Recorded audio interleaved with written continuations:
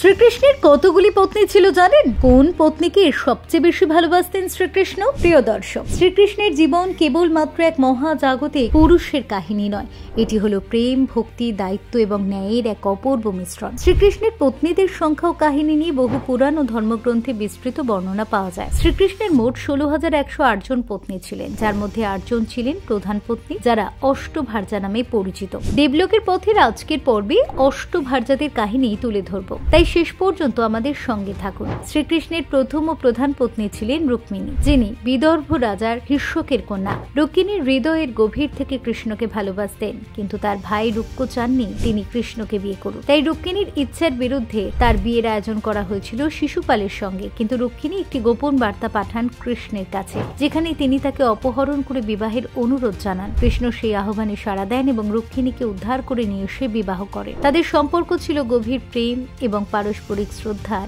এক অনন্য দৃষ্টান্ত।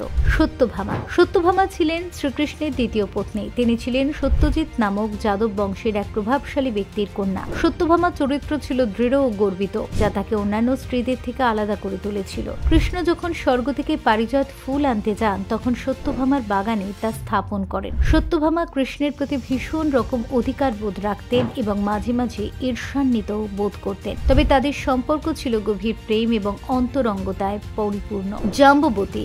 জাম্ববতী ছিলেন জাম্ববানের কন্যা, যিনি একসময় শ্রীরামচন্দ্রের একান্ত সহচর ছিলেন। কৃষ্ণ যখন শ্যামন্তক মুনির সন্ধানে জাম্ববানীর গুহায় প্রবেশ করেন, তখন সেখানে উভয়ের মধ্যে দ্বন্দ্ব হয়। পরে জাম্ববান বুঝতে পারেন যে কৃষ্ণ আর কেউ নন, স্বয়ং নারায়ণের অবতার। এরপর তিনি অনুতপ্ত হয়ে জাম্ববতীকে কৃষ্ণের সঙ্গে বিবাহ দেন। জাম্ববতী ছিলেন শান্ত, গম্ভীর এবং একান্তভাবে কৃষ্ণের প্রতি নিবেদিত। কালিন্দী। কালিন্দী ছিলেন সূর্যদেবের কন্যা এবং যমুনা নদীর দেবী। তিনি কঠোর তপস্যা করেছিলেন কৃষ্ণকে স্বামী হিসেবে পাওয়ার জন্য। কৃষ্ণ যখন তার কাছে আসেন, তখন তিনি কৃষ্ণের প্রতি তার প্রেম এবং নিষ্ঠার কথা জানান। কৃষ্ণও তার এই নিঃস্বার্থ ভালোবাসার প্রতি সাড়া দেন এবং তাকে বিবাহ করেন। কালিন্দী ছিলেন কৃষ্ণের অন্যতম সহৃদয়া এবং প্রেমময় স্ত্রী। মিত্রবৃন্দা ছিলেন অবন্তী রাজা বৃন্দার কন্যা। তিনি স্বয়ংবর সভায় কৃষ্ণকে বর হিসেবে গ্রহণ করেন এবং তাকে বিবাহ করেন। একইভাবে নগ্নজিতি ছিলেন অযোধ্যার রাজা নগ্নজিতির কন্যা। তাকে বিবাহ করতে হলে এক কঠিন চ্যালেঞ্জ গ্রহণ করতে হয়েছিল কৃষ্ণকে।